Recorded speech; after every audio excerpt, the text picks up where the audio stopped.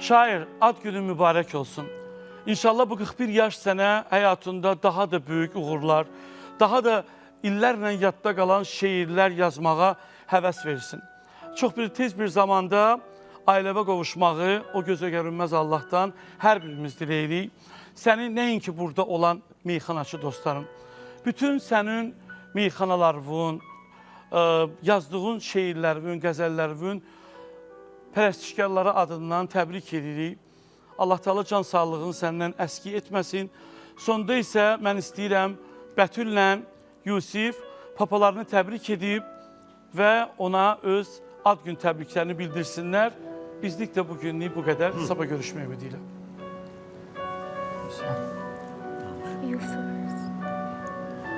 Ad gün mübarək papa.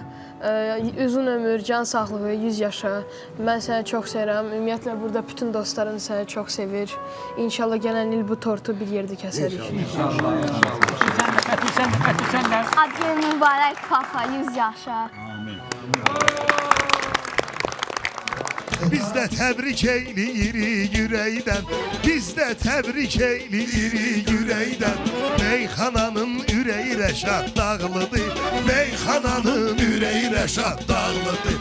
Meyxananın ürəyi rəşad dağlıdır, meyxananın ürəyi rəşad dağlıdır.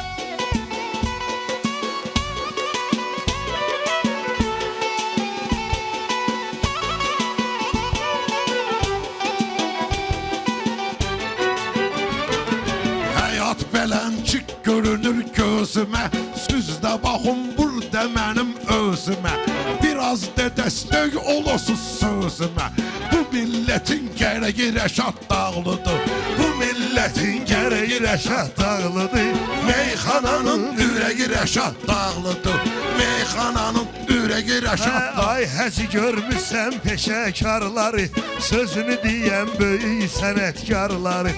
Təsdiq edər sözün xiridarları, meydanların bəzəyi rəşad dağlıdır. Meydanların bəzəyi rəşad dağlıdır. Meyxananın ürəyi rəşad dağlıdır. Meyxananın ürəyi rəşad dağlıdır.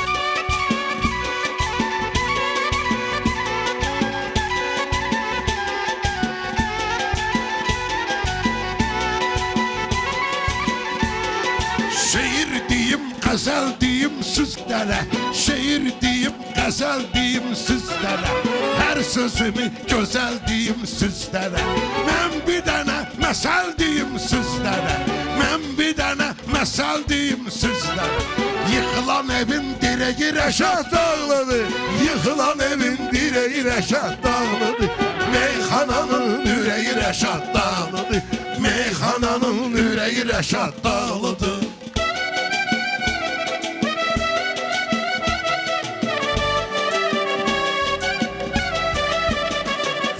Həzi sağ ol, düzgün eylədin tərifi, dostlar da bəyəndi gözəl təklifi.